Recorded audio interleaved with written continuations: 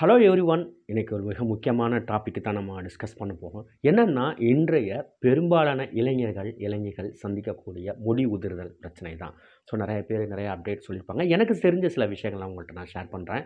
என்னன்னா, இந்த முடி உதிர்தல் அப்படின்றதுல என்ன காரணங்கள் அப்படின்றதுக்கு முன்னாடி, ஒரு மனிதனுக்கு ஒரு ஆணோ, பெண்ணோ ஆரோக்கியமான ஒரு மனிதனுக்கு சராசரியா 1லிருந்து 1,00,000 வரைக்கும் முடிக்கற்றைகள் இருக்கும். ஒரு ஆணா இருந்தாலும், பெண்ணா இருந்தாலும். பெண்களுக்கு சில பேருக்கு கொஞ்சம் அதில வேறுபடலாம். இது சராசரியான ஒரு இதுதான். அ அதே மாரி முடி உதிர்தல் அதிகபட்சமா 100 முடிகள் உதிர்வதாக அது சொல்லியிருக்காங்க. என்னென்ன மாரி காரணங்கள் முடி உதிர்தல் அப்படின்னு சொல்லி பார்த்தீங்கன்னா, அதிகப்படியான வேதிப்பொருட்கள் கலந்த ஷாம்பு, சோப்புலாம் பயன்படுத்துறதுனால. 2வது விஷயம் ஃபங்கஸ் இன்ஃபெக்ஷன், பூஞ்சை தொற்றுக்கள்.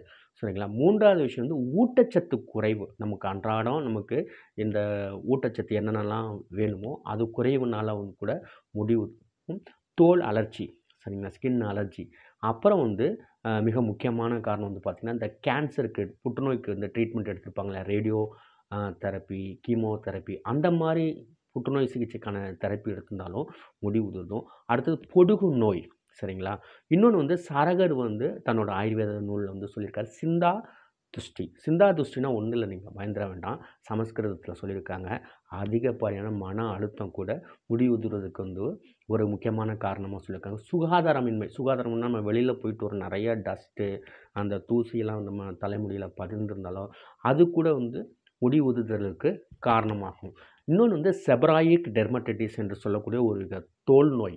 அப்புறம் தவறான உணவு பழக்கங்கள், புகைப்பிடித்தல், இது ஒரு முக்கிய காரணமாக சொல்றாங்க முடி உதிர்தலுக்கு. இன்னொன்னு ஆண்ட்ரோஜெனடிக் அலோபேசியா. அலோபேசியானா ஜென்ரலா என்ன பண்ணுவாங்கன்னா, நெறைய முடி வழுக்கத்தலைய தான் இந்த மருத்துவ மொழியில அலோபேசியான்னு சொல்லுவாங்க. இந்த ஆண்ட்ரோஜெனடிக் அலோபேசியான்றது ஆண்களுக்கும், பெண்களுக்கும் பொதுவா பரம்பரை காரணமாக சில வீட்ல பார்த்தீங்கன்னா, அந்த பரம்பரையாவே அவங்களுக்கு ஒரு குறிப்பிட்ட வயசுல வழுக்கல் வந்துரும். அப்ப நீங்க கேட்பீங்க, இது ஜெனடிக்கல் ரீசன் தான். அவங்க நல்லா ஆரோக்கியமா, ஹெல்த்தியா சாப்பிடுவாங்க. எல்லாமே நல்லா இருக்கும்.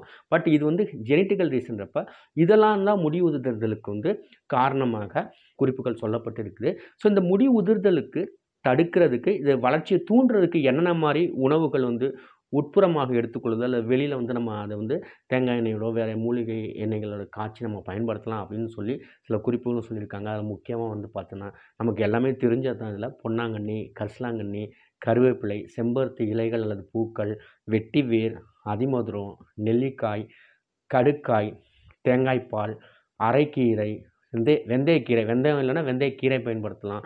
அவுரி இலைகள், கருஞ்சீரகம், இது மாரி கீழாநெல்லி, ஆலம் விழுது, அ நுணா மரத்து இலைகள், பழங்கள், கரும்புணா இலைகள், இது மாரி இப்படியே சொல்லிக்கிட்டே போலாம். ஏகப்பட்ட மூலிகைகள் பார்த்தீங்கன்னா, அந்த முடி வளர்ச்சிய தூண்டும். சரிங்களா? நம்மளோட ஃபாலிக்கிள்ஸ்ல. 2வது முடி உதிர்தல தடுக்கக்கூடிய, இது நம்ம வெளிப்புறமாகவும் எடுத்துக்கலாம். சில நம்ம உள்புறமாவும் உணவுகளோட சேர்த்து பயன்படுத்தலாம்.